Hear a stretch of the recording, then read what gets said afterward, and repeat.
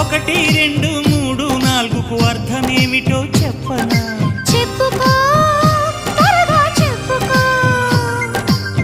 ఒకటంటే ఒకటిగా అడుగేద్దాం, రెండంటే రెండు గుండెలను ముడిపెడదాం, మూడంటే మూడు ముళ్ళేసి ఆ తర్వాత నాలుగు కాలాల పాటు కలిసుందాం.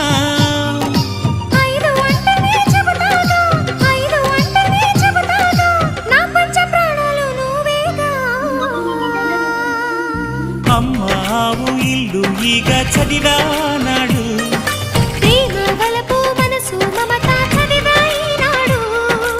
ఇంకా ఏదో చదవాలంటూ పెదవి కోరుతోంది. భలేగా కొత్త చదువు చదువు, ఇలా నా ముద్దు కవిత చదువు, చెలి మురిపాల